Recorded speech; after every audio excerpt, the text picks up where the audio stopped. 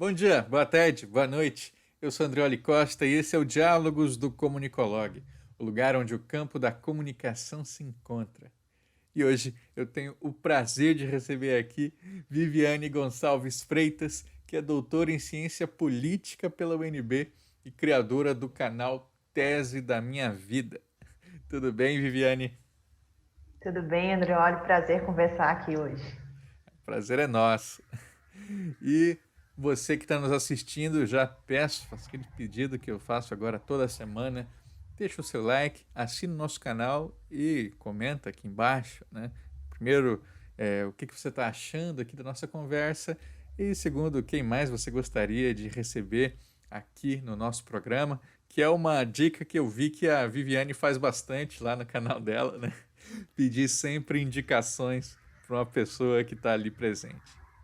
Então, como o Tese da Minha Vida, pelo nome, né, quando eu tive a ideia de fazer esse projeto, foi pensando um pouco em como que era a minha relação na pós-graduação com as minhas amigas, meus amigos daquele momento.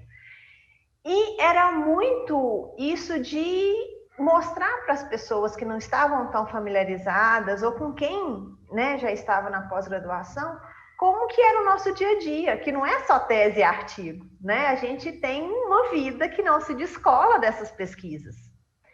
E quando eu tive a ideia de fazer o tese, foi justamente isso, qual que é a tese, qual que é a nossa vida, né, nesse momento tão conturbado para todo mundo, que, convenhamos, quem fala que passa por um mestrado e um doutorado como se tudo fosse maravilha, tem alguma coisa errada aí, né? É claro que a gente, quando tem as entrevistas no tese, é muito interessante ver como que as pessoas vão se identificando com as histórias. Então, por isso que ao final de cada episódio, eu chamo as pessoas para fazerem comentários, para indicar, e já chegaram várias indicações. Cada semana que eu posto um episódio novo, tem gente que manda indicação ou de si mesmo ou de algum amigo, amiga. E foi um caso interessante, Andrioli. Eu até entrevistei essa pessoa recentemente, foi um dos últimos episódios. A gente está no 27º agora. A pessoa tinha sido aluno meu. Olha, que legal. Então, só que eu não fui eu que convidei, assim, né? Não surgiu de uma ideia minha chamar essa pessoa para o projeto. Eu entrevistei uma pessoa que tinha vindo também de indicação de uma conhecida, e quando ela terminou de gravar comigo, ela me mandou e-mail com várias indicações de amigos que ela achava bacana a história ser contada. E Manu foi uma dessas indicações. Só que Manu hoje assina como Manu. Não era lógico eu imaginar que naquele momento Manu Rodrigues era Emanuel Rodrigues, que tinha sido meu aluno nos meus últimos tempos de Nossa, UNB. é difícil reconhecer realmente. Não tinha como eu entender que a Ana era amiga dele também e tal. E nisso, eu respondo, obrigada, Ana, vou anotar aqui, porque é isso, eu tenho uma fila de pessoas que não dá para ficar as mesmas temáticas seguidas, né? Tem que diversificar. Então eu deixo na minha listinha e vou chamando de acordo com os temas, com as histórias das pessoas, com as áreas, que afinal de contas eu sou cientista política, eu sou jornalista, eu sou feminista, pesquiso essas áreas e claro que eu vou conhecer muito mais gente desses campos, mas aí eu tenho que trazer mais outras áreas para a conversa. Sim. Então, nessa diversificação, teve um momento que eu falei assim, né, eu vou anotar aqui, então tá bem, obrigada, Manu, te deixo na listinha, obrigada, Ana, pela indicação. A pessoa vai e me responde, oi, Viviane, sou eu, seu aluno e tal. Eu falei assim, gente, que coisa louca, né? Esse mundo ovo que nos prega essas peças bacanas. E eu conversei com a Manu recentemente e foi uma conversa maravilhosa, porque é claro que aquela pessoa de um semestre de sala de aula tem muito mais para contar, né? Não é só ali. E Claro. ele tinha passado por um momento de, na época que foi meu aluno, era recém, ele estava concluindo o mestrado e estava começando a fazer uma graduação em ciências sociais. Então, olha como que a coisa Mestrado na em outra vida área, né? Hum. em letras. Letras. A graduação dele era letras, o mestrado em letras, ele estava esperando o processo de doutorado abrir, então ele resolveu fazer outra coisa, um curso de graduação, de novo, assim. Então, e por aí vai. O TESE, ele tem essa característica de mostrar que a nossa vida, ela não precisa ser entendida, e não é, de fato, dentro de caixinha. Né? Não é porque eu me formei em jornalismo que eu só vou falar sobre jornalismo. Eu posso falar de comunicação de um modo geral, eu tenho uma vida além dos meus títulos acadêmicos, e é essa vida que também interfere e faz essa conexão com o que eu sou como pesquisadora. E é isso que o TESE vai trazer. E aí dá o gancho para a gente voltar para aquela que normalmente é a primeira pergunta que a gente faz aqui, mas a gente já emendou aí para outras veredas, que é perguntar para você, que você se apresente para os nossos espectadores, né, dizendo quem é então Viviane Gonçalves. Então fala um pouco dessa sua vida aí para a gente. Eu sou Viviane Gonçalves Freitas, sou jornalista, sou cientista política, sou uma pesquisadora da área de gênero e raça, também pesquiso mídia e política, me entendo como uma mulher negra, percebo também que é necessário se entender as desigualdades, vendo como prioridades o olhar para o outro, ver também no outro o porquê que essas desigualdades continuam tão fortes, né? Como que cada um pode fazer a sua parte, mas claro, sempre cobrando o papel do Estado, de políticas públicas. Não adianta a gente fazer a nossa parte e achar que o Estado não tem que interferir, é só na eleição que é o papel do Estado. O que mais? Sou uma pessoa muito ativa, então o TESE também faz parte disso, no momento de pandemia, dentro de casa, sem a possibilidade de encontros presenciais, surge essa ideia de uma conversa mais próxima com pessoas que também, como eu, estavam saindo de um doutorado ou ainda na graduação, para fazer meio que uma terapia em grupo, como algumas pessoas também já disseram isso do TESE, quando entrevistadas, mas mostrando também esse nosso lado humano, pessoas comuns, né? Nesse momento que a ciência é tão agredida na sua força e na sua legitimidade. É legal essa pergunta, porque a gente sempre vê, dá para perceber padrões muito diferentes, né, da forma como a pessoa se apresenta. Por exemplo, isso há muitos anos atrás, um amigo meu que me chamou a atenção, que ele disse que achava interessante que quando eu me apresentava para alguém, uma das primeiras coisas que eu colocava é de onde eu vim. Eu falo assim, meu nome é Andrioli, eu sou de Mato Grosso do Sul, sou jornalista, pesquisador, não sei o que, não sei o que. Então, coloca primeiro ali a região, né? Então, assim, essa é a minha raiz, é a minha terra, né? Daqui que eu falo. E às vezes a gente vai falar com outra pessoa e aí ela restringe meio que quem eu sou, a pesquisa, né? E você tem uma fala aí bem abrangente, né? Então, você é pesquisadora, jornalista, da ciência política, estuda isso, faz aquilo, mas tem outras coisas, né, que compõem essa Viviane. Sim. E querendo completar, então, de onde eu vim, eu sou do interior de Minas, de Curvelo, da terra do Piqui, do Araticum, do centro geográfico do estado de Minas Gerais. Quando você pega o mapa do estado, é aquela coisa bem no centrinho ali, ali é Curvelo.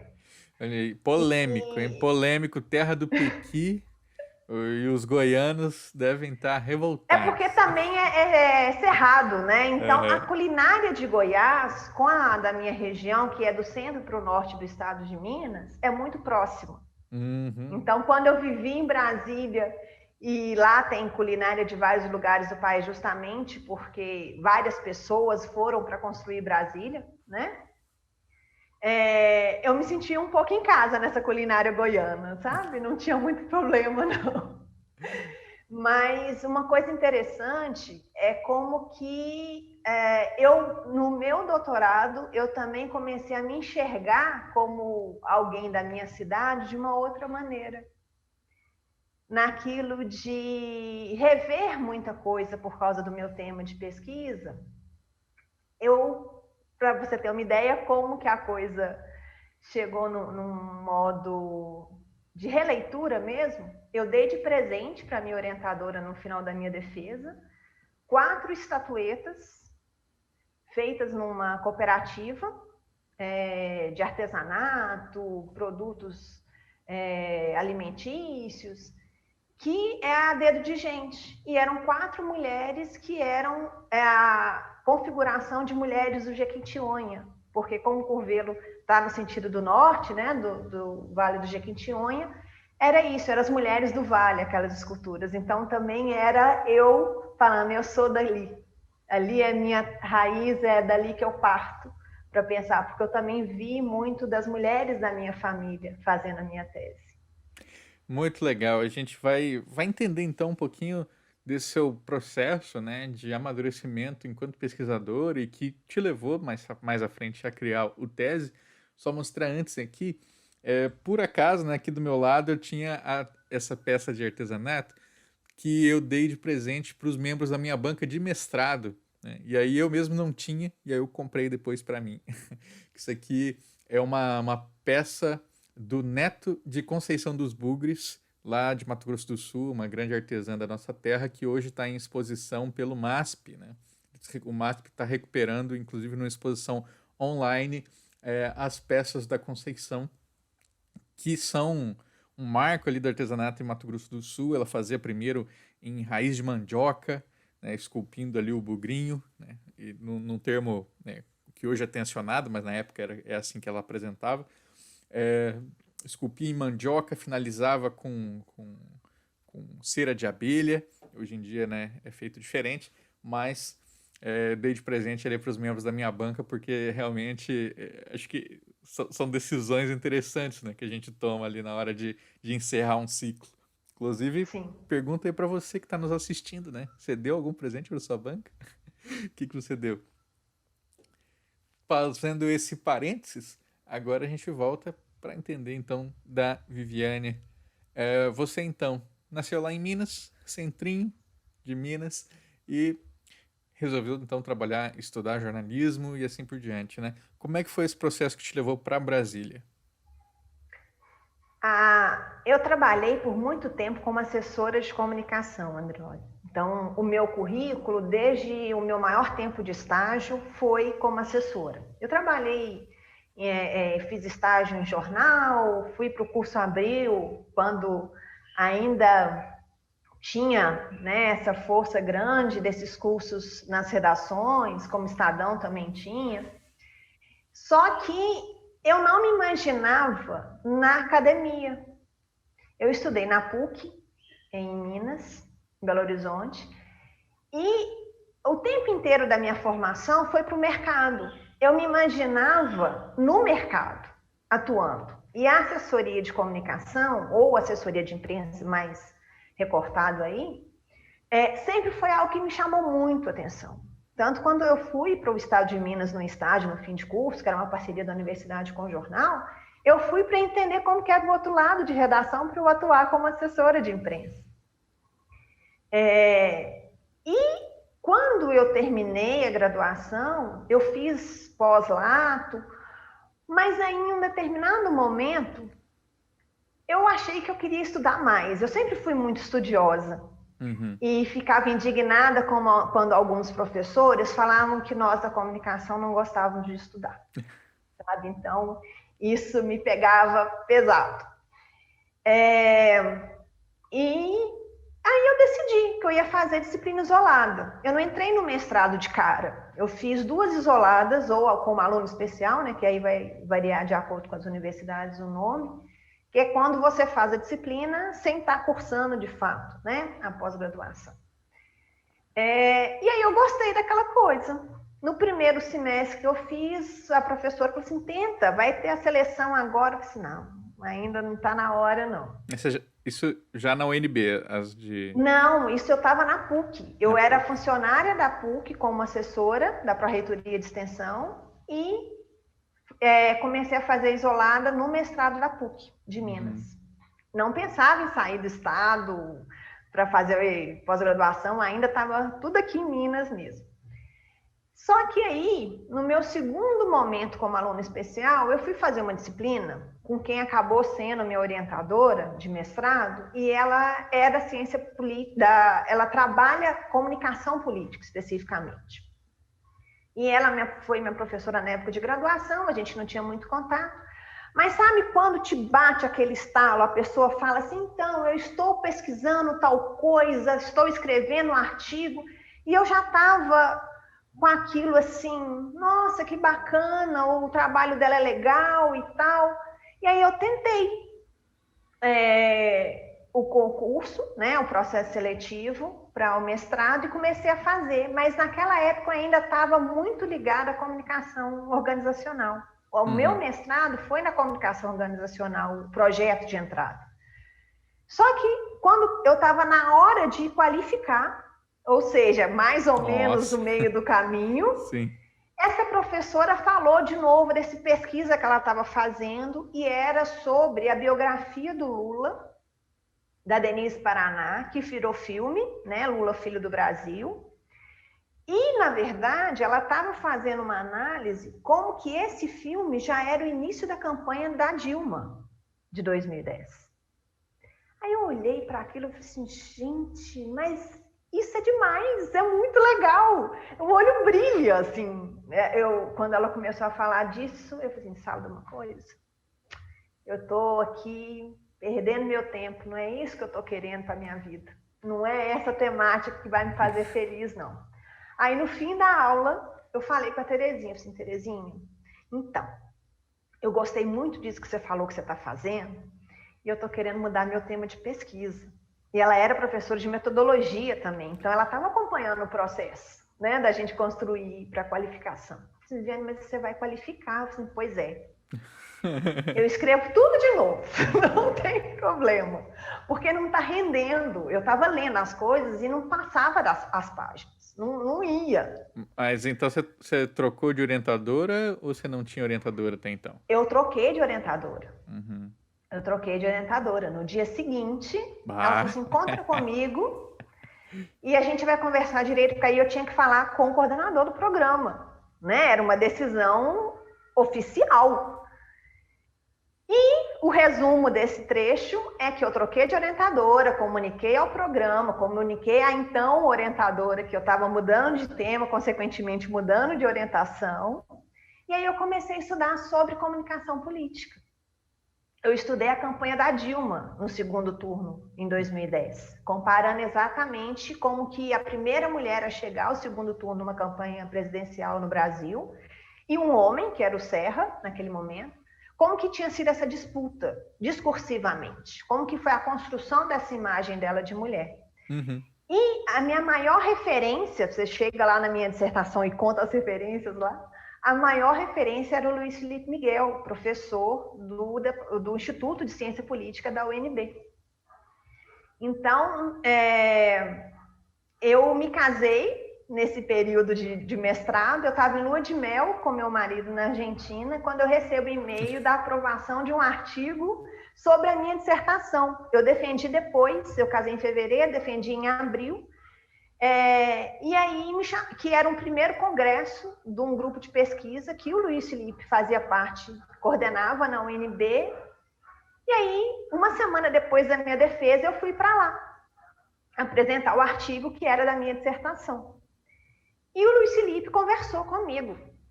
E nisso eu não pensava em fazer doutorado emendando com mestrado. Um dos membros da banca ainda me disse, então agora o doutorado na Viviane. Eu disse, não, gente, vamos dar um tempo, vamos respirar, né? Eu trabalho aqui 8 horas como assessora, vamos dar um tempo aqui. Só que quando eu chego lá e o Luiz Felipe conversa comigo, ele me ouve falar tudo isso, então, né? Eu estou recém-casada, moro em Belo Horizonte, trabalho 8 horas como assessora, então é um pouco complicado eu pensar em doutorado neste momento. Tem uma semana que eu defendi. Aí ele falou assim, parabéns por tudo isso, mas vem para cá. Nossa, que bacana, hein? Então, uma intimada dessa. Como que a sua maior referência te faz um convite de intimação desse e você fica no mesmo lugar, né? Então eu só liguei pro meu marido e disse, então, a gente conversa direito quando eu chegar, mas eu acho que os planos vão ter que ter uma alteração aí. Então eu fiz o processo, né, seletivo do doutorado, passei e aí eu fui para o UNB. Só que eu não pensava em trabalhar com o que eu trabalhei no fim, né, com o que foi o meu projeto. Eu estava pensando em continuar com mulheres como chefes de Estado. Então, eu pensei em Dilma, eu pensei na Kirchner. Naquele momento havia mais mulheres, né, na presidência. Isso era 2010, 2011, por aí, na América Latina. Então, havia vários exemplos. E esse foi meu projeto de entrada, era uma comparação sobre como que esses governos se davam, né, as presidências de mulheres na América Latina, principalmente a Kirchner e a Dilma. Só que eu tive uma conversa, a gente sempre tem essa conversa lá no IPOL com os professores, né, no seu início, e Luiz Felipe e a Flávia Biroli, que no fim acabou sendo a minha orientadora, eu fiquei com a Flávia, conversaram comigo e falaram assim, Viviane, ok, o seu projeto foi entrada, mas principalmente o Luiz Felipe, eu lembro dele falando isso, não é só a presidência que resolve ou que decide. Então, talvez esse projeto seu não tá muito bom assim, né? Dá uma pensada, reflete, e você precisa escolher também qual de nós vai te orientar. Assim, gente, no mestrado eu fui escolhida pela professora de organizacional. Aí passei para Terezinha porque eu queria o tema. Como que agora eu escolho entre Flávio e Luiz Felipe? Né? Era uma posição muito difícil, porque eram referências assim muito fortes, né? Não só para mim, mas na área. Eu acabei decidindo pela Flávia e ela falou comigo assim, Viviane, já que você aceitou mudar de projeto, você entendeu o que a gente tinha te colocado, eu queria te fazer uma outra proposta também. A gente estuda muito mídia, política, gênero, e a gente queria pensar sobre a imprensa feminista. Você já ouviu falar da imprensa feminista? Você está vindo do jornalismo, os dois também são jornalistas na graduação. Não conheço. Então eu comecei a pensar sobre a imprensa alternativa, a imprensa feminista especificamente, mas com aquele olhar não da comunicação, mas como que aqueles jornais traziam debate sobre cidadania, sobre o direito das mulheres especificamente. Então, por isso que, apesar de eu ter feito na ciência política, o meu objeto está em jornais. Mas o objeto é jornalístico, mas o olhar, não, né? Não apenas, né? Porque é claro que o meu olhar de jornalista, ele não sai. Sim. Né? Então, eu analisei os jornais também como jornalista, mas mostrando, né, as páginas ímpares, mostrando o que era a pauta, né, qual que era a agenda, quais eram as temáticas discutidas, e o porquê daquilo, a periodicidade, o que um dos jornais tem uma periodicidade mais regular e o outro nem tanto, tem a ver com a força daquele momento, dos debates daquele momento. A gente tem alguns que circularam durante ainda o finzinho da ditadura, outro que já chega com o impeachment de Collor para acontecer. Então, são momentos, são contextos muito diferentes, mas que nos quatro a gente tinha uma máxima, que era o que me pautou. Todos tinham um discurso feminista. E como que era esse discurso? Né? Tanto que o título da minha tese vai nesse sentido, de qual feminismo estamos falando. A Viviane estava contando para a gente aqui sobre o desenvolvimento da vida dela de pesquisadora, e aí uma coisa que ficou muito marcante para mim foi o tanto de coisa que ela foi fazendo, né? Foi casando, se mudando, né? E todos esses processos acontecendo ali de maneira concomitante. Eu me lembro muito do que a minha orientadora de mestrado falou, a professora Gislaine Silva, do meio do processo, quando a gente está naquele momento de surtar ali, né? No momento da escrita, ela falou, calma, que a vida não para a gente fazer mestrado e doutorado. Né? E eu sempre guardei muito isso, porque as coisas vão acontecendo, né? Então, Seria certo você, por exemplo, não casar, né, porque está fazendo a dissertação? A gente tem condição de fazer esse tipo de sacrifício por causa da pesquisa? Vale a pena? O que você acha? Então, eu pedi um adiamento de defesa. Eu defendi, e aí a qualificação, a banca foi a mesma, e aí eu atrasei, eu não era bolsista, né? Eu trabalhava às 8 horas no mestrado, na época do mestrado, como assessora, então eu pedi o adiamento. Minha defesa deveria ser em fevereiro, o mês que eu ia casar. Então eu falei assim, olha, me espera, né? Porque aí o meu primeiro mês de casado, eu te conto que, assim, depois que eu voltei da lua de mel com meu marido, eu trabalhava às 8 horas como assessora, chegava em casa, comia alguma coisa, tomava um banho, dormia, porque de madrugada eu levantava, escrevia capítulo e ia trabalhar às 8 da manhã, né, para eu conseguir entregar com aquele um mês que geralmente é respeitoso entregar para a banca ali, né? Então eu entreguei em março para eu conseguir defender em abril. Então, eu sempre entendi que eu era uma pessoa, eu não era só pesquisadora. E é isso que tem a ver com tese. O tese é muito meu jeito de entender essa vida acadêmica, né? E não é só eu, né? Eu vejo como que as pessoas também que participam do tese, que se oferecem para participar, entendem que a gente não é descolado. Como eu falava antes, a gente não é caixinha. Então, é claro que em alguns momentos a gente vai ter que virar para a família, para os amigos e falar assim, olha, neste momento eu não posso estar com vocês, porque eu preciso fechar algo que tem um prazo, que tem uma data, que vai me tirar o sono se eu não fizer, né? E a gente conta com essa compreensão, porque afinal de contas é essa rede de apoio que nos fortalece e nos ajuda nessa caminhada. Mas não dá para a gente separar, Andrioli, sabe? Não dá para a gente fechar a chave, virar ali a trava e falar assim, olha, agora eu vou parar. Eu estou conversando com você aqui e por mais que a gente esteja na pandemia, com algumas pessoas podendo ficar em casa, né, trabalhar de casa, isso é um privilégio, a vida está acontecendo, né?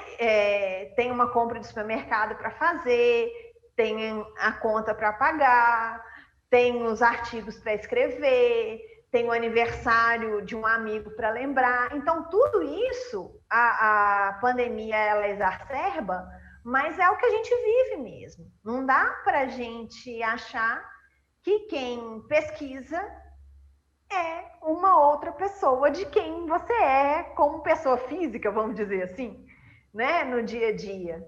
Então, eu acho que tem até muito disso no sentido de que eu não tenho um perfil profissional, como algumas pessoas falam. O tese, ele é divulgado nas minhas redes sociais, no meu Facebook, no meu Instagram, né? O tese, ele está vinculado a um canal que leva o meu nome. Ele é um projeto no meu canal, porque ele tem a ver com as coisas que eu penso, com o que eu acredito, com aquela que se apresentou, né, há pouco. Então, para mim, isso é tudo conectado. Eu não consigo e não acho que eu conseguiria sentir bem se eu travasse, né, um lado ou outro. É isso. E você trabalhou durante o mestrado, mas no doutorado foi bolsista, né? Sim, eu fui bolsista CAPES. Uma coisa que agora é raridade, a minha turma de doutorado, ou porque a gente entrava doutorado e mestrado juntos, né? Eu tive a notícia de que eu poderia ser bolsista, né, pela minha classificação, antes de eu mudar para Brasília. Que bom, então, né? saber que você poderia ser bolsista, com a bolsa garantida, não era dúvida, não. Era só eu decidir se eu queria ou não para passar para o outro que estava atrás de mim na lista de classificação. Né? Hoje, a gente não tem bolsa. Eu consegui me dedicar, é claro que o valor de bolsa é pequeno, né? A gente sabe que não paga todas as contas, ainda mais numa cidade cara como Brasília.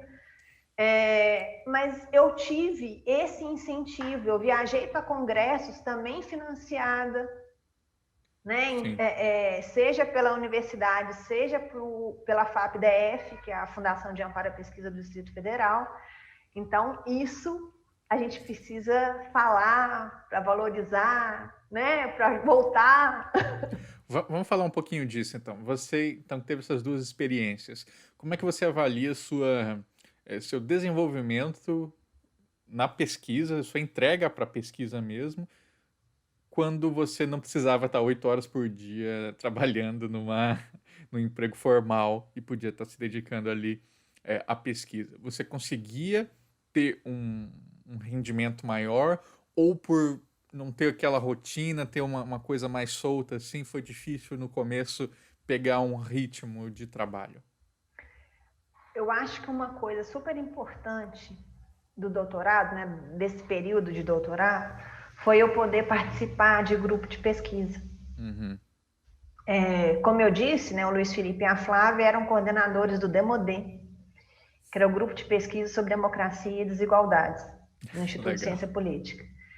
E eu ia para lá, a gente tinha uma sala, e aí nós éramos todos pesquisadores, seja graduação, mestrado, doutorado, os próprios professores, que havia outros, né, além de Luiz Felipe e Flávia, Carlos, Danusa, Tiago, e a gente tinha grupos de estudo, então a gente discutia coisas além do que cada um estava fazendo nas suas pesquisas. A gente ajudava alunas da graduação. Eu sou amiga de alunas da graduação daquela época, que hoje já são formadas, até hoje. Amiga mesmo, assim, de a gente... naquele momento, a gente estava crescendo juntas. A gente estava aprendendo juntas. E como foi rico isso. E eu percebo muito nitidamente, porque por mais que naquela época do mestrado eu trabalhasse e estudasse na mesma instituição, eu subi uma rampa, eu estava no mestrado, né, saindo de onde eu trabalhava, eu bati e voltava. O meu contato com os meus colegas era muito restrito à sala de aula, aquelas disciplinas. Quando cada um foi fazer o seu trabalho final, a sua dissertação, aí a gente Sumiu, mal né? se encontrava, Sim. né? E no doutorado, não, pelo contrário. Então, eu pude me dedicar. Eu tenho certeza que a minha pesquisa saiu muito mais aprofundada, mexeu comigo.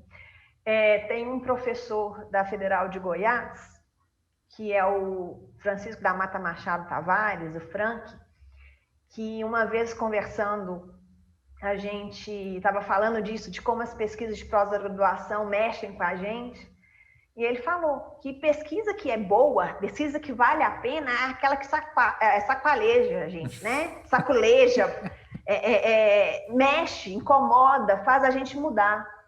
E essa mudança, ela só acontece quando você tem esse tempo de refletir sobre ela, de conversar com outras pessoas sobre ela, de olhar para si enquanto você está pensando na pesquisa. E quando eu me apresentei, eu me falei, me entendendo uma mulher negra, isso só aconteceu no meu doutorado. Nossa, que interessante. Pela pesquisa que eu estava fazendo. Né? Então, a pesquisa me sacolejou mesmo. Né, de entender várias coisas que eu tinha passado antes, sem entender que aquilo tinha o nosso lindo mito da democracia racial me colocando como uma morena. E várias outras situações que eu passei. Né? Então, estar no doutorado 100% dedicada a ele me fez ter possibilidades de reflexão que eu não teria se eu estivesse trabalhando 8 horas. Que eu não teria se eu tivesse que ter um emprego para pagar as contas. Né? Aquele emprego, senão eu não vou me dedicar a uma bolsa, porque ela não paga as minhas contas. É claro que o apoio do meu marido junto comigo, porque o sonho foi conjunto, né? Uhum. A crença de ir para Brasília atrás do meu doutorado, ele foi trabalhar na área dele também e tal, mas foi um sonho conjunto. Foi uma ida, uma aposta de nós dois. Que Né? Então, legal. esse apoio também faz uma diferença enorme. Eu quero voltar depois nessa questão sobre a sua pesquisa e como você se identificou como mulher negra, mas antes, para a gente se manter, né, nesse assunto ainda, é importante falar para quem nos assiste, né, sobre essa necessidade de viver a universidade, né? Porque a pesquisa, a escrita da tese, no caso, ela é um braço, mas tem outros que estar presente ali mesmo, nos grupos de pesquisa, trabalhando, seja conversando com os alunos da graduação, seja ali depois nas reuniões, no bar mesmo, para você estender a Sim, conversa. Tudo isso faz parte, porque se a gente vai para uma aula de mestrado, uma aula de doutorado, e depois acabou ali, é como se fosse tocar o sinal da escola, né? E aí você pega e vai para casa, né? O seu contato, essa sua presença ali, ela fica muito tímida, né? Ela não se desenvolve tanto quanto poderia. Até uma coisa que eu hoje avaliando da minha participação, né? Eu acho que eu devia ter participado mais das instâncias políticas mesmo, enquanto representante discente, sabe? Acho que essas coisas também auxiliam bastante. E eu me furtei de tudo isso assim, porque eu falei, não, isso aqui vai me tirar atenção. Não sei se você chegou a fazer. pois é, eu fui por um breve período representante discente, mas o que eu acho interessante é que a gente encontra muitas justificativas para a gente não aceitar coisas durante o doutorado. Sim. Só que a gente acaba sendo levado a aceitar coisas sem querer. Né? E aí depois você fica assim, mas por que eu estou fazendo isso? E fica com raiva de si mesmo e tal. Só que é tanta coisa que acontece, a gente acha que o doutorado ele é muito tempo, por ser o dobro do Uhum. tempo tradicional de um mestrado, mas quando a gente vê, passa tudo tão rápido, porque é tanta coisa que a gente vivencia, é tanta experiência que a gente olha e fala assim, nossa, eu pensava isso quando eu cheguei aqui, eu estou pensando completamente diferente. E o contato com essas pessoas cotidianamente, seja na mesa de bar, seja na sala de estudo, seja você falando em voz alta sobre o seu tema de pesquisa, aí de repente eu estava dando uma aula quando eu fui substituta na UNB. Aí eu falei assim, gente, mas isso tem a ver com a minha tese. Olha, eu não tinha pensado nisso. Então, é como que esses diálogos com alunos em sala de aula, com colegas no grupo de pesquisa, como que isso vai enriquecendo. O apresentar em evento, por exemplo, né, em congresso, como que você leva um texto e ele sai outro depois que você apresentou. Com certeza. E aí, vamos saber agora sobre essas transformações, né? Na sua tese, você trabalhou com 4 jornais de imprensa feminista, Sim, de temporalidades diferentes, né? sim, Algum deles era especificamente voltado para mulheres negras? sim. Qual que era? Era o Nizinga informativo. O Hum. Nizinga foi o último a chegar. Quando a Flávia me apresentou o primeiro jornal, ela falou do Mulherio, que era um jornal feito por pesquisadoras da Carlos Chagas. Aí eu comecei a pesquisar. O Fêmea, que foi um outro, ele é a sede do Cefêmea, né, que é a organização que fazia o jornal. É em Brasília, então também estava próximo territorialmente. O Nós Mulheres veio porque é na biblioteca da Carlos Chagas que tem o arquivo do Nós Mulheres e aquelas coisas preciosas, né, que a gente encontra na vida acadêmica. Ele não era digitalizado naquele momento, ele estava impresso, né, como assim ele circulou nos anos 70. E a diretoria da Carlos Chagas se sensibilizou pagou a digitalização, Poxa. mandou para mim FTP, não sei se alguém ainda lembra como era o FTP, mas era um arquivo super pesado, que você pegava um código, né, único para você baixar, ninguém mais pegava aquele arquivo, além de quem tivesse aquele código. E aí depois disponibilizaram para quem quisesse, mas era a digitalização para mim, para minha pesquisa. E aí na qualificação, eu fui com os 3 jornais, e era família a temática, como que família era discutido nos 3. Só que aí eu estava com a Tânia Mara de Almeida, da Sociologia, e com o Luiz Felipe Miguel na minha banca. Fizeram as críticas, as considerações e tal, beleza. E aí, em um determinado momento, a Tânia Mara vira e fala assim, Viviane, bacana, gostei. Ela já tinha pesquisadoras com ela de orientação que trabalhavam com a temática de mulheres negras à época. Aí ela me perguntou, e as mulheres negras? Não tem jornal? Tá estranho, tá esquisito. Eu sei que eu e Flávia olhamos uma para outra assim, como que a gente não pensou nisso? E aí a gente começou a procurar, com contatos, com pessoas que a gente sabia de movimento, até que Flávia recebeu um exemplar, também digitalizado, do Nizinga. Era o número 4. Ou seja, haveria mais 3, pelo menos, né? Sim. Porque ele é de a imprensa quando? alternativa, ele é dos anos 80. No início dos anos 80. Na verdade, ele é da década inteira, porque ele é o jornal que menos teve periodicidade. Então, os intervalos entre eles leva que o último, que é o 5º, é de 89. Nossa! E olha que o 5º só chegou para mim depois da minha defesa. Mas então, aí eu comecei a pesquisar sobre o Nizinga, e com isso eu conheci a Lélia Gonzalez e várias outras teóricas negras, Sueli Carneiro e Beatriz Nascimento, Luísa Baives e várias outras, né? Além das estrangeiras como Bell Hooks, Angela Davis e tal. E nisso, não era mais sobre família que eu queria falar. Eu estava vendo como que... Porque o processo de construção, principalmente da tese, quando você está mais independente, assim, né, como pesquisador, é um diálogo também com quem te orienta.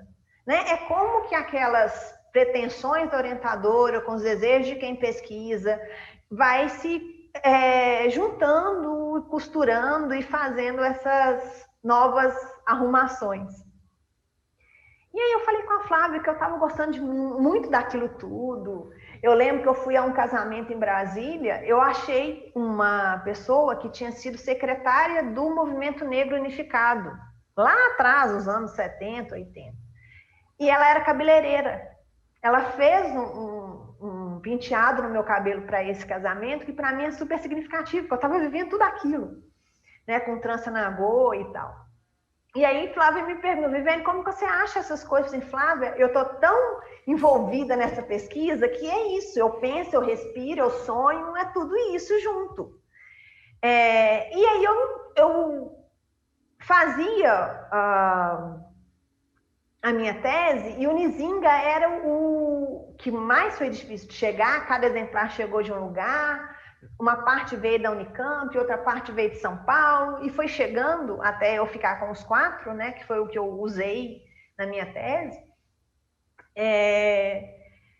E aí eu tenho um carinho enorme por todos os 4, mas o Nizinga me toca mais.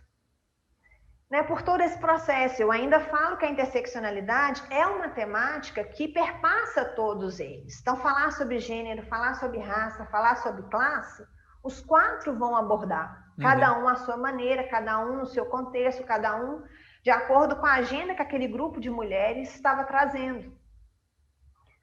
Mas o Nizinga, ele é tão especial para mim porque é um jornal que eu sou a primeira, até onde eu sei, a usar o Nizinga como um objeto de pesquisa, falando dele, não era tirar trechos dele para falar de outra coisa, ele era o meu objeto de pesquisa, Hoje eu tenho várias outras pesquisadoras que já me procuraram e que eu já cedi o Nizinga digitalizado até o 5º exemplar, porque o Centro de Informação da Mulher de São Paulo, em 2018, 19, eu entrei em contato, foi 18.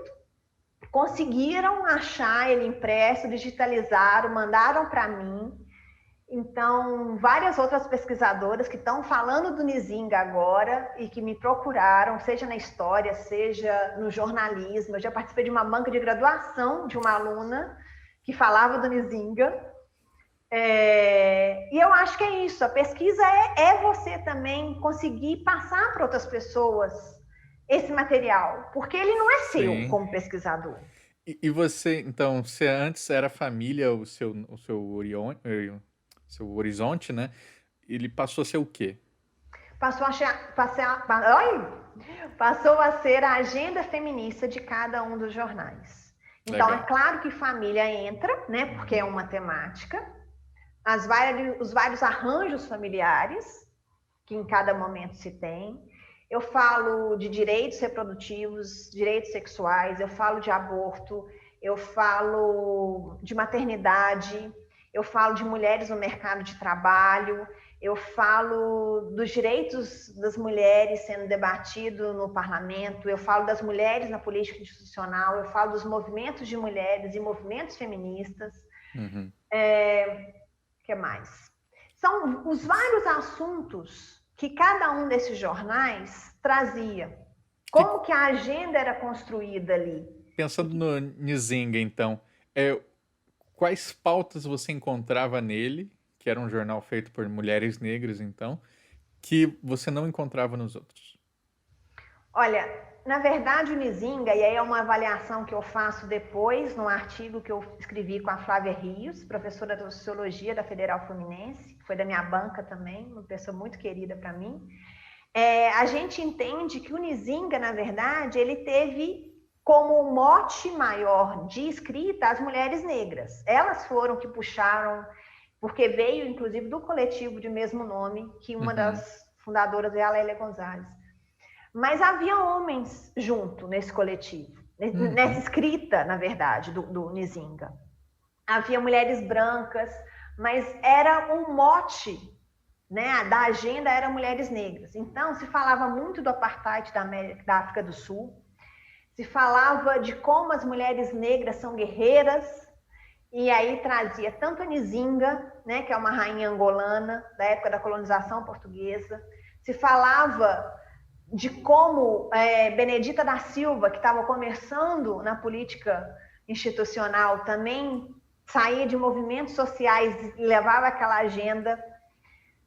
Falava também como que as políticas públicas ficavam a dever à população negra e a própria cultura da comunidade negra era muito realçada. Os bailes black, os jornais da comunidade negra, do movimento negro. Então, havia uma conexão muito grande também nos jornais. O primeiro encontro de mulheres negras, que acontece em 1988, ele vai ser relatado no Nizinga, nesse 5º Nizinga de 89. É como que o Nizinga vai mostrando, né, seja o coletivo, seja o jornal, essa integração dos vários outros grupos e coletivos de mulheres negras que existiam no país naquele momento, nos anos 80. Então, quando hoje a gente tem essa efervescência de feministas negras jovens falando, a gente não pode achar que isso começou agora. Né? As mulheres negras no debate, seja no debate feminista, para quem se entende feminista negra, seja no debate sobre mulheres negras, para quem não aceita essa terminologia, já começa lá atrás. Lélia Gonzalez é uma das fundadoras do Movimento Negro Unificado, nos anos 70. Né? Então, é como que tudo isso em efervescência estava também ali sendo difundido, divulgado naquele veículo de comunicação e juntando, né, essas pessoas de vários outros coletivos. Antigamente, parece até que eu estou falando de séculos, né? Mas nesse período aí, anos 70, 80, era muito comum que os movimentos sociais, primeira coisa que eles se organizavam para fazer era montar um jornal, né? Sim. Então era preciso ter um jornal. E isso, com o passar do tempo, se perde. Hoje, acho que a lógica é preciso ter uma página nas redes sociais, né? Meio que se transforma. Como é que você avalia a importância da comunicação, especialmente essa comunicação informativa do jornalismo, não só informativa, mas opinativa também, é, para que esses movimentos eles se consolidem e marquem essa presença numa voz coletiva? Olha, a imprensa alternativa, o Bernardo Kuskinski, ele vai falar, né? O título do livro dele é Jornalistas Revolucionários, inclusive, né?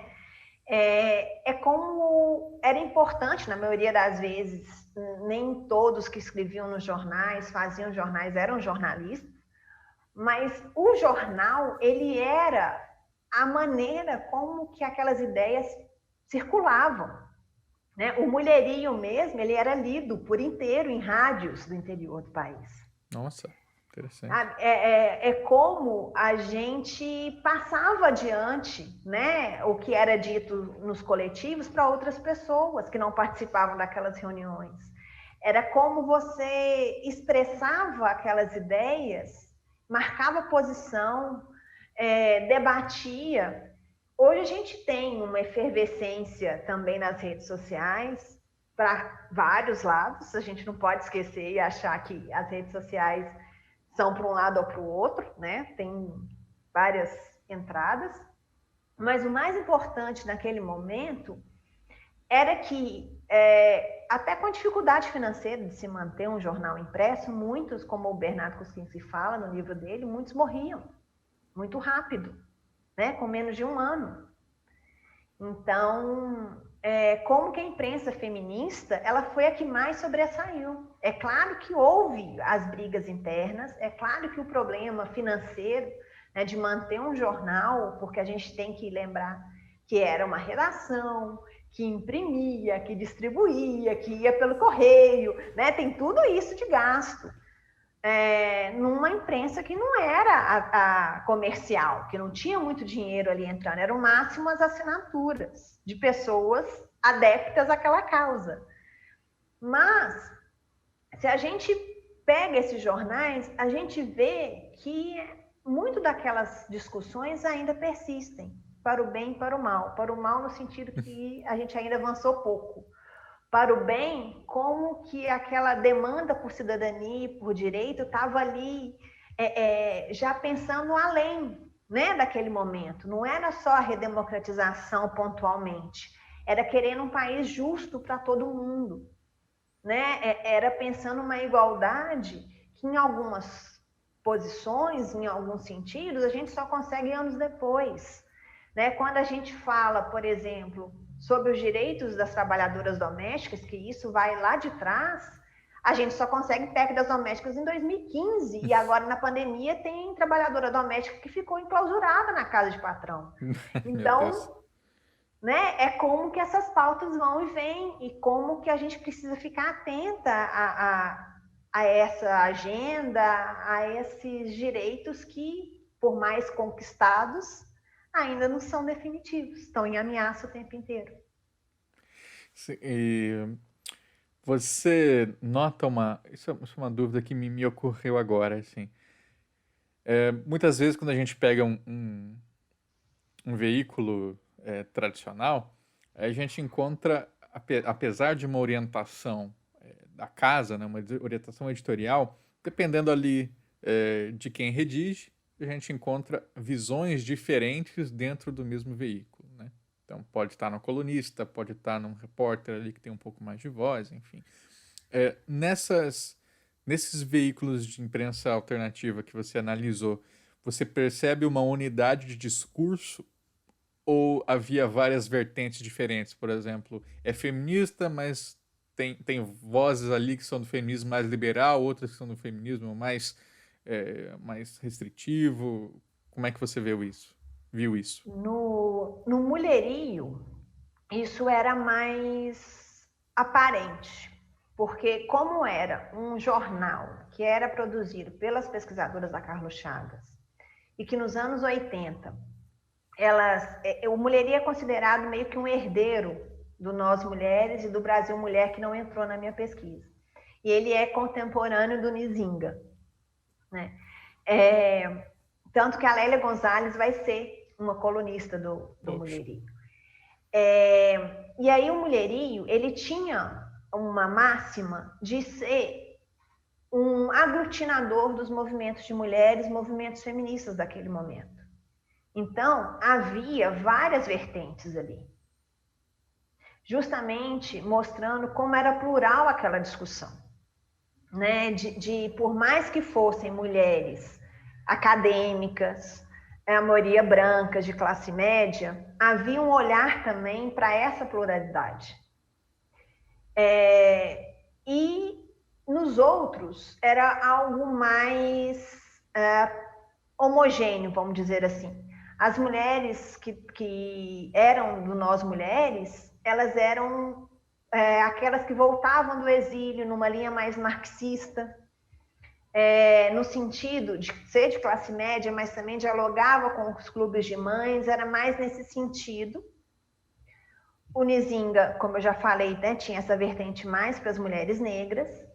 E o Fêmea, por ser do Cefêmea, por ter o início voltado para o debate sobre o direito ao aborto, nessa linha da advocacy, né, o cutucar, né, os parlamentares, de trabalhar com projetos de lei, de mostrar como o direito das mulheres estava sendo ameaçado ou estava sendo colocado em outras perspectivas de avanços no Congresso. Então, havia parlamentares, homens e mulheres, que escreviam no Fêmea, como colunistas. Havia um especial, como o Encarte, que meio que traduzia legislações que tinham a ver com o direito das mulheres. Então, cada um vai por uma linha. Mas o Mulherio, nesse aspecto de ser diverso, era a pauta dele, né? Uhum. Era a agenda da própria essência desse coletivo da Carlos Chagas, de mostrar essa diversidade dos coletivos pelo país. Vamos fazer... aí... Opa, pode finalizar. Não, é que aí eles vão se constituindo, né? O Fêmea, como é o mais duradouro, ele começa em 92 e termina em 2014. Bah. Ele é o que vai despedir, é o único que se despede. Ele tem o último jornal que fala assim, olha, agora a gente vai parar, porque a gente tem um especial sobre as jornadas de junho de 2013, inclusive. Agora a gente entende que o Brasil já chegou no que precisava chegar. Sabe? Pois é. E aí agora a gente precisa preparar as mulheres para esse Brasil que a gente ajudou a criar. Então, é assustador a gente ver anos depois como que a gente tem retrocesso, né? Nessas e em várias outras ideias.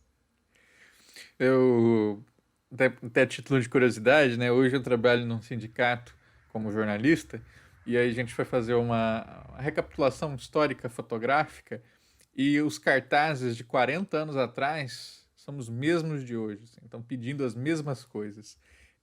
Isso quer dizer que não funciona? Muito pelo contrário, quer dizer que a luta precisa ser constante, né? Sim. Os direitos conquistados, eles não são perenes, infelizmente. Eles estão em ameaça o tempo inteiro, estão em risco o tempo todo. E agora, fazendo uma ponte com o seu trabalho e essas questões de amplitude de diálogos que a gente estava falando antes, eu queria saber, você sente que o Tese da Minha Vida, ele consegue abarcar, ele tem como objetivo, na verdade, abarcar essas visões tão díspares, do tipo, pegar gente que vai ter uma visão super neoliberal, assim, para falar sobre a tese deles, ou não é a sua linha abrir o diálogo nesse ponto? Olha, eu convido algumas pessoas e algumas pessoas se oferecem e indicam amigos. Até o momento, eu tenho entrevistado e tenho recebido pessoas muito próximas no sentido de defesa da ciência, das bolsas, da legitimidade da universidade, principalmente da universidade pública. Então, eu acho que até pelo sentido que o tese se coloca, algumas pessoas se sentem mais abertas a participar. Né? É claro que o diálogo ele é posto para quem quiser vir conversar. Mas talvez pela característica, né, de a gente entender todas essas agendas, algumas pessoas se sintam mais chamadas e outras menos. E dessas entrevistas 27 que você já fez, qual te marcou mais? Nossa. Difícil, né? Porque eu vejo cada entrevista, além, né, de eu fazer mais de uma vez. Então, algumas me marcam pelos momentos mesmo que eu possa estar vivendo. Né? Uma que marcou mais. Nossa. Eu já entrevistei a minha. A primeira, na verdade, a primeira foi feita com um colega que eu conheci aqui na FMG quando eu vim fazer meu pós-doutorado. Mas o primeiro episódio, na verdade, sou eu sendo entrevistada por ele, contando, né, o que seria essa proposta do tese. Bem bolado. Mas... Oi? É bem pensado, que aí faz a inversão depois, né? Foi assim que eu montei, né, esse início. Olha, eu já entrevistei a minha irmã, foi muito difícil essa entrevista. Eu acho que ela foi a mais difícil. E eu fico emocionada aqui só de lembrar. Primeiro, porque era minha irmã. Né? Foi difícil convencê-la, na verdade. Porque houve um processo, né, no doutorado dela que ela fala que ela só concluiu, ela defendeu antes de mim. Eu defendi em 17, se eu não me engano, ela defendeu em 16. Mas ela só sentiu que o doutorado dela estava concluído no ano passado. Ela tinha coisas ali ainda, né, para resolver. Não oficialmente, mas coisas que a gente leva, né? Cada um tem as suas coisas. E quando eu conversei com ela, por mais que eu tivesse acompanhado muito daquele processo, uma parte eu estava em Brasília já, ela é de outra área, ela é da farmácia. É como que a gente vai vendo aquela que era a irmã mais nova, né, com aquele todo o quê de irmã mais nova, na sua frente te contando como pesquisadora. Então... Bateu um orgulhinho, assim. Bateu orgulho, mas bateu também assim, nossa, isso é um tese, sabe? É aquilo assim, a gente estava falando ali, duas pesquisadoras, cada uma com a sua trajetória, com histórias de vida próximas, mas ao mesmo tempo cada uma seguiu o seu caminho. Né? Eu acho que essa foi a mais difícil de fazer, porque eu precisava conduzir, né? E ao mesmo tempo era a minha irmã. Então, era a pesquisadora, era a irmã, era a entrevistadora ali, tudo junto. Tem que segurar para não usar aquele apelido mais carinhoso. Na verdade, é nem isso, sabe? A gente se permitiu isso. Que legal. A gente se permitiu. Agora, uma outra que eu acho muito importante eu acho que a última que eu fiz agora, dessa semana passada, que foi o episódio 27, foi com a Débora Rabelo. Ela é professora no Instituto Federal de Brasília, na área de biologia, e ela mostrou como a vida dela como mãe se intercala, interconecta com a de professora e pesquisadora. E tem muito disso. Agora a gente, né, nessa pandemia, ouve falar muito de como as mulheres são sobrecarregadas, só que, na verdade, no meu entendimento, é que as pessoas começaram a enxergar isso. Porque sobrecarregado nós sempre estivemos. né? Não, a Pandemia divisão expôs, né? é. E agora, muitas mulheres que tinham outras para fazer os serviços domésticos começaram a fazer também, né? Então, essa terceirização passou a não existir. Então, aí acaba chegando mais perto. Mas o interessante do que a Débora traz, e que aí aquele debate do Parenting Science vai falar justamente disso, é como que a gente, e agora tem no Lattes, né, a possibilidade de colocar a licença maternidade, como que as mulheres são afetadas por isso, na academia especificamente, eu não vou abrir aqui o leque para outras áreas, mas como as mulheres demoram mais para chegar em cargos de coordenação, são Uhum. cobradas mais na produção, precisam produzir, mas ao mesmo tempo saíram de licença maternidade. E isso é questionado, inclusive, em concursos para docentes. Se aquela mulher em idade fértil, né, ela vai assumir, porque ela vai sair de licença maternidade. Isso não é questionado aos homens. Claro. Né? Então, ele vai cuidar de criança, ele vai levar na escola, no médico, né? Isso não é questionado. Então, quando a Débora coloca isso, é também uma maneira da gente pensar sobre essas realidades, né? E eu me arrepiava enquanto eu ouvia a Débora falar o tempo inteiro, porque quando ela fala que a filha pequena via ela cochilando, né, enquanto ela contava história, e chegava lá e apertava o olho dela e disse, mamãe, você Meu está Deus. dormindo?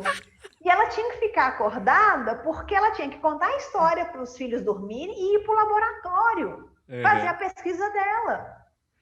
Ela passou ali em casa para falar um oi, porque ela tinha que continuar na madrugada rodando os experimentos no laboratório.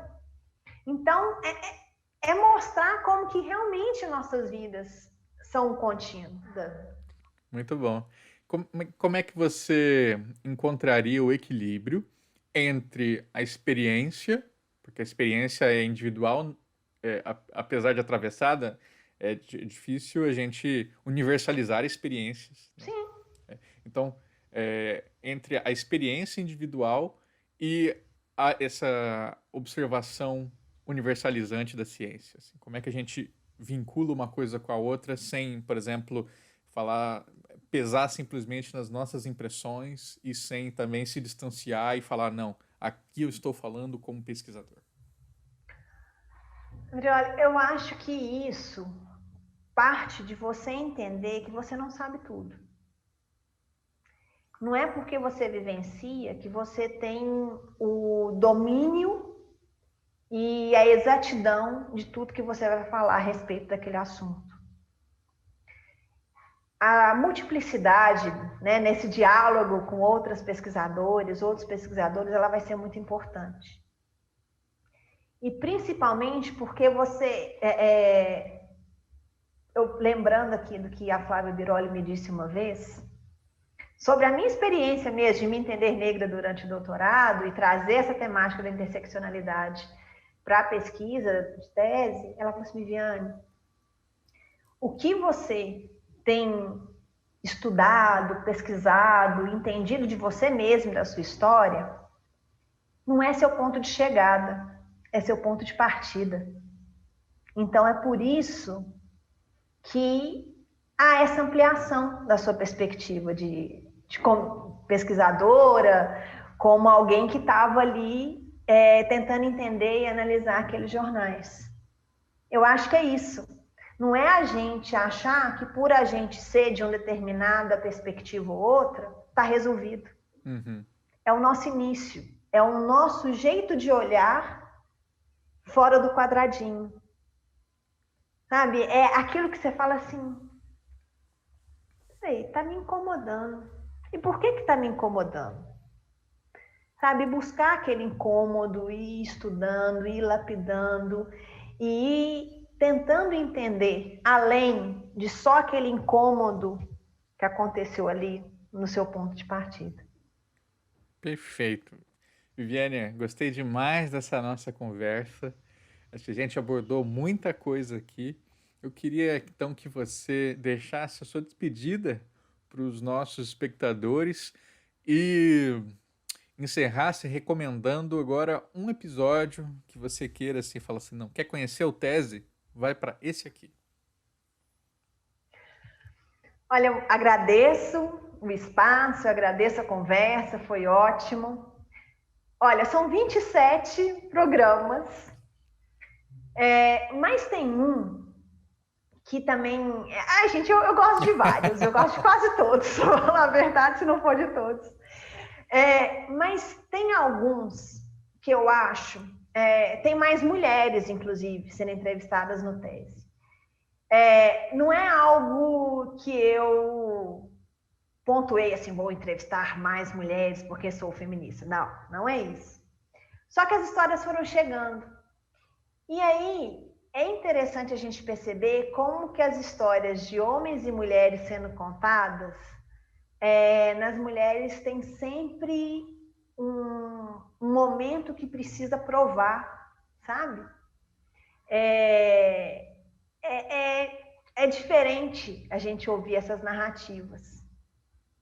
Então, e tem pontos de virada, na hora que você, olha, eu consigo, eu sou capaz, é isso que eu quero. Então, eu sugiro a vocês, indico o Tese da Minha Vida nos episódios das entrevistadas. E aí, comentem, indiquem, se auto-indiquem. É o Tese sendo construído por todo mundo. É isso aí, pessoal. Espero que tenham gostado. Não esqueça, se você não fez ainda, né? Já deixa aquele like, assina realmente o canal. A gente quer chegar aos 100 inscritos logo. E um abraço. A gente se vê na próxima semana, sempre à quarta-feira, 7 horas da noite. Tchau, tchau. Valeu. Dá um Tchauzinho. tchauzinho, Viviane.